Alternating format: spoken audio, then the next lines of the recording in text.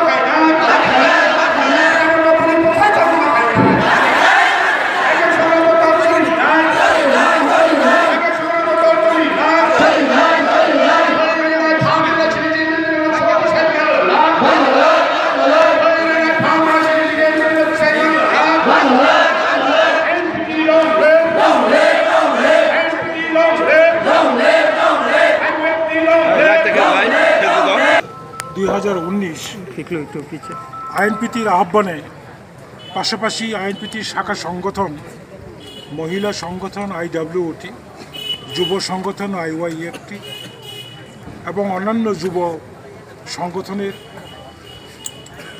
সহযোগিতায় মূলত আমাদের অনেক বেশি মৌলিক দাবি রয়েছে। আজকের এই গণ অবস্থান মূলত দুইটি দাবিকে সামনে রেখে। এক নম্বর হচ্ছে ভারত সরকার 2016 সাল থেকেই বর্তমান ভারতের নাগরিকত্ব আইনকে সংশোধন করে বহিরাগত বাংলাদেশ, পাকিস্তান, আফগানিস্তান, নেপাল থেকে ভারতে অনুপ্রবেশকারীদের স্থায়ীভাবে বসবাস করার সুযোগ করে দেওয়ার জন্য বিজেপি সরকার 2016 সাল থেকে নাগরিকত্ব সংশোধনী বিল লোকসভায় উপস্থাপন করে এটা পাশ করে আইনে পরিণত করতে চাইছে। যদিও এটা বিগত সরকারের শাসনে নাগরিকত্ব আইন সংশোধনী বিলটা এখন কলাপস হয়ে গেছে।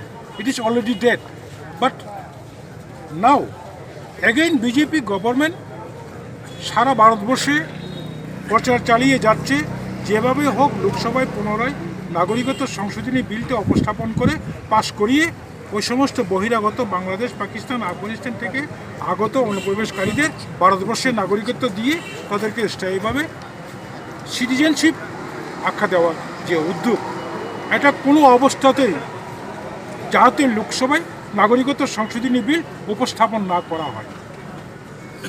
2 নম্বর দাবি হচ্ছে সম্প্রতি আমাদের রাজ্যের সর্বোচ্চ আদালত রাজ্যের কোনো একজন নাগরিকের আবেদনে সিঙ্গেল বেঞ্চে একটা ভার্ডিক্ট দিয়েছে যে মন্দিরে পশু বলি দেওয়া যাবে না।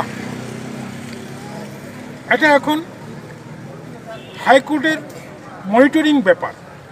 আমরা হাইকোর্টের বিরুদ্ধে লড়ছি না। আমাদের আজকের এই গণ অবস্থানের মাধ্যমে আমরা হাইকোর্টকে আপিল করতে চাই, হাইকোর্টকে আমরা রিকোয়েস্ট করতে চাই, প্লিজ রিভিউ দ্য ম্যাটার। হাইকোর্টে যে সিঙ্গেল বেঞ্চে মন্দিরে বলি প্রথা বন্ধ করার যে নিষেধাজ্ঞা যে ভার্ডিক্ট দেওয়া হয়েছিল এটাকে রিভিউ করা হোক। এতে সমগ্র ত্রিপুরার বিশেষ করে ভূমিপুত্র টিপ্রাসা জাতিদের অন্তরে আঘাত লেগেছে। হাজার হাজার বছর যাবৎ এটা আমাদের কাস্টমারি, আমাদের রীতিনীতির উপর এটা আক্রমণ হানানো হয়েছে। আমরা হাইকোর্টকে এই গণ অবস্থানের মাধ্যমে সেটাই জানাতে চাইছি এবং আমরা শুনেছি কোনো সংস্থা এবং রাজ্য সরকার সুপ্রিম কোর্টে আপিল করবে। আমরা যে সমস্ত সংস্থা বা যারা সংগঠন সুপ্রিম কোর্টে আপিল করতে চায়, আমরা তাদের আন্তরিক সহযোগিতা করব। প্রয়োজনে আইএনপিতে এককভাবে সুপ্রিম কোর্টেও আমরা তার জন্য আপিল চাইতে পারি। সেটা হলো আমাদের আজকে এই গণ অবস্থানের মূল কারণ।